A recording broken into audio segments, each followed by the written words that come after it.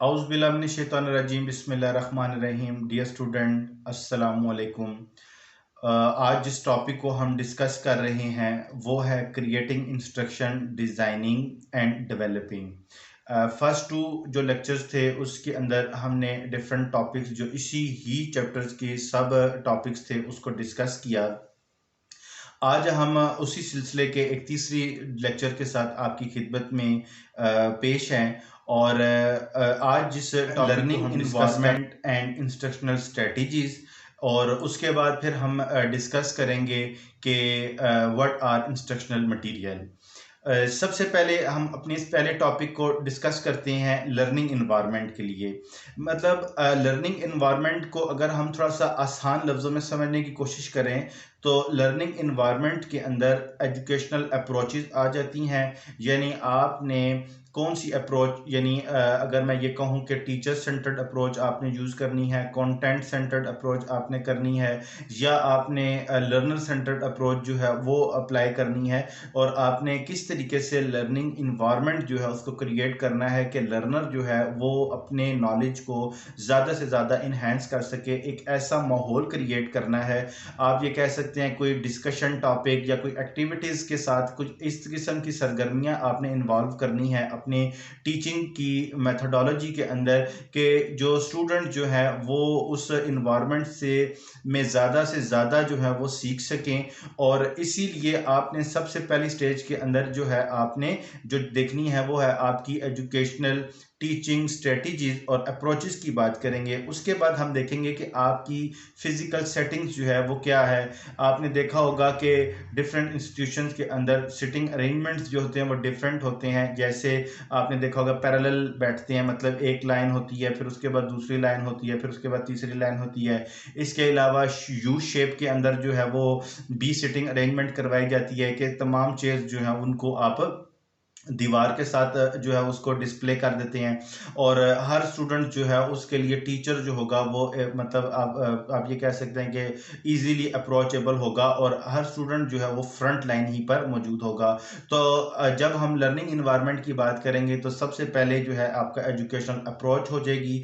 उसके बाद जो है आपकी जो सेटिंग है, जो फिजिकल सेटिंग है, जो सिटिंग की सेटिंग है उसके ऊपर मतलब आप देखेंगे कि आपने किस तरह की अरेंजमेंट करनी है। फिर उसके बाद आपने देखना है कि क्लास के अंदर आपने इन्वायरमेंट जो होगा वो किस तरीके से क्रिएट करना है। यानी आप एक एज अ स्टार्टर, एक as a facilitator, as a motivator जो है वो अपनी ड्यूटीज़ को परफॉर्म करते हैं, ताकि स्टूडेंट्स जो हैं वो ज़्यादा से ज़्यादा एक्टिव जो है वो पार्टिसिपेशन शो करें। याद रखें कि अच्छा जो लर्निंग इन्वायरमेंट होता है वो उसमें हमेशा जो मोस्टली देखने में आया है कि टीचर जो होंगे वो पैसिव जो है उनका रोल होना चाहिए, और होता भी है, जबकि स्टूडेंट्स जो है वो एक्टिव पार्टिसिपेंट होते हैं और एक्टिव रोल जो है वो प्ले करते हैं।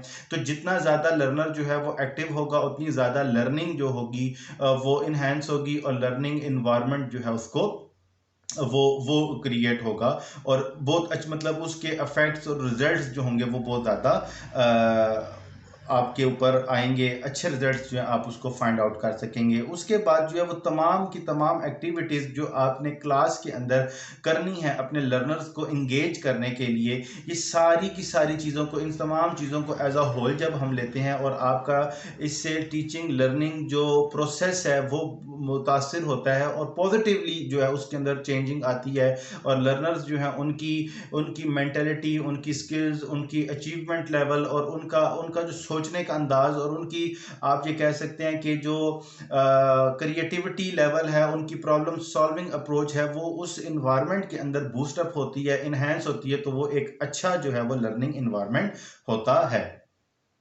अच्छा, जब हम इस लर्निंग इन्वायरमेंट की बात करते हैं तो कुछ इंस्ट्रक्शनल मटेरियल जो है वो भी यूज़ किया जाता है इस टीचिंग लर्निंग प्रोसेस को बूस्ट अप करने के लिए, इसको इन्हेंस करने के लिए। तो हम सबसे पहले ये देखते हैं कि वो इंस्ट्रक्शनल जो मटेरियल है वो क्या होता है।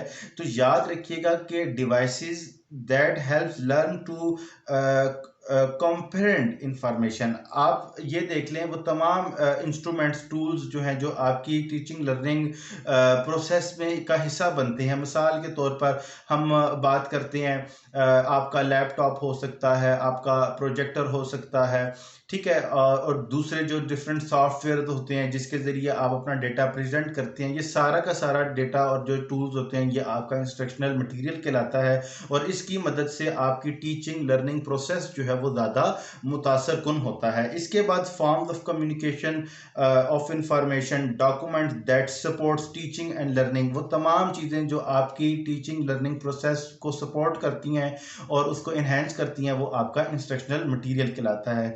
अगर हम एग्जांपल्स की बात करते हैं तो याद रखिएगा कि अटेंडेंस शीट्स, जो आपकी प्रेजेंटेशंस हैं, मीडिया टेक्नोलॉजीज की हम बात करते हैं, जो ऑडियो वीडियो एड्स होते हैं, चार्ट्स हैं, फ्लिप चार्ट्स हैं, पोस्टर हैं, ये तमाम की तमाम चीज़ें जो हैं वो आपकी इंस्ट्रक्शनल मटेरियल कहलाती हैं, जो कि आपके टीचिंग लर्निंग जो प्रोसीजर है उसको बूस्ट अप करता है, उसको इन्हेंस करता है, और इसके नतीजे में जो एक लर्निंग इन्वायरमेंट है वो क्रिएट होता है। लर्नर्स जो हैं वो बहुत ही ज़्यादा अफेक्टिवली और एफिशिएंटली वे के अंदर जो है वो लर्निंग करते हैं और अपने एग्जिस्टिंग नॉलेज को जो है वो क्या करते हैं, उसको बढ़ा लेते हैं, उसको इन्हेंस करते हैं।